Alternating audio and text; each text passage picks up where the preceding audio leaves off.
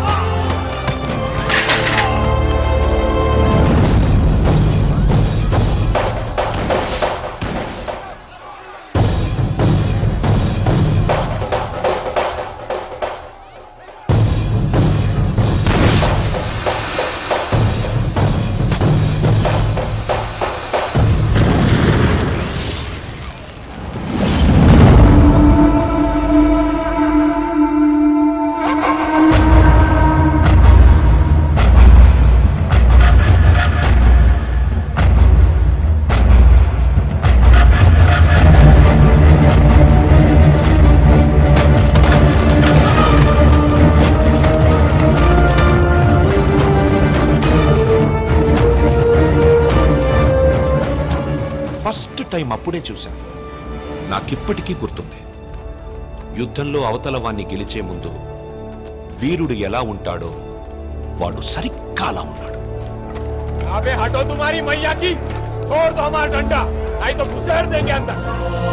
కొట్టు, చచ్చిపోయేలా కొట్టు. దెబ్బతింటున్న వాడి కళ్ళలో చూస్తూ ఇలా కొట్టు, ఇలా కొట్టు, ఇలా కొట్టు, ఇలా కొట్టు, ఇలా కొట్టు, ఇలా కొట్టు, ఇలా కొట్టు, ఇలా కొట్టు. చెయ్యి వదలకుండా, రెప్ప వాల్చకుండా. టఫ్ గా టఫ్ గా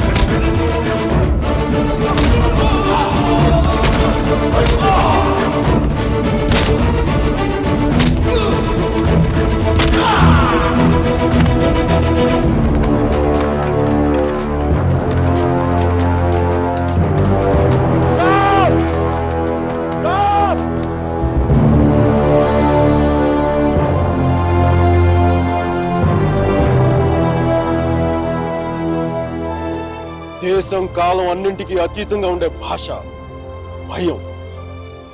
అది మాకే కాదు మీకు ఉంటుంది.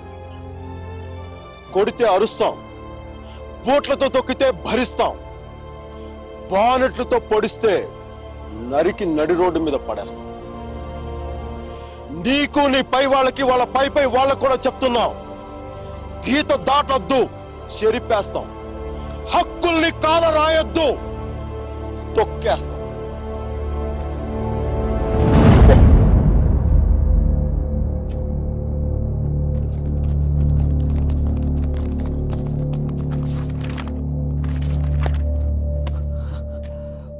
పోలీసు వాళ్ళు అంత తేలిగ్గా వదలరేమో. కారణం లేని కోపం, గౌరవం లేని ఇష్టం, బాధ్యత లేని యవ్వనం, జ్ఞాపకం లేని వృద్ధాప్యం అనవసరం. అలాంటి వాడు ఉన్నా ఒకటే లేకపోయినా ఒకటి. ఎవరో చూసి బుక్స్ ఇచ్చారు.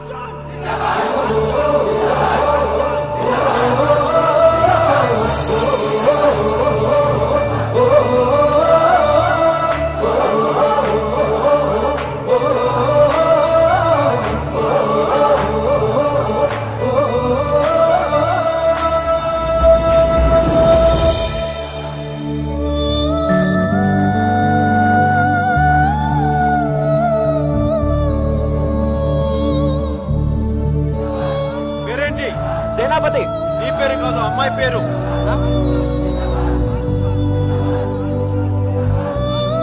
Vasumathi. Vasumathi. Vasumathi, quite a classical name, eh? Vaijantimala, Madhubala, like that Mishia. Classical dancer, man.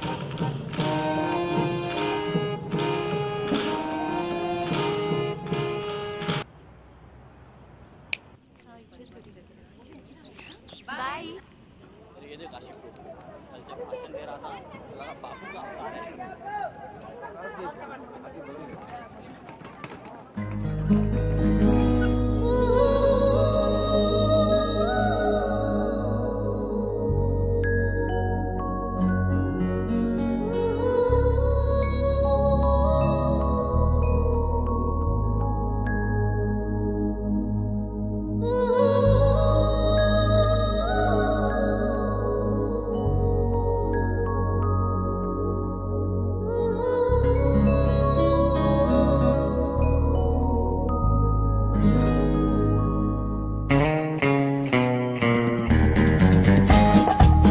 ముందు రిక్షా, వెనక వాడి బుల్లెట్.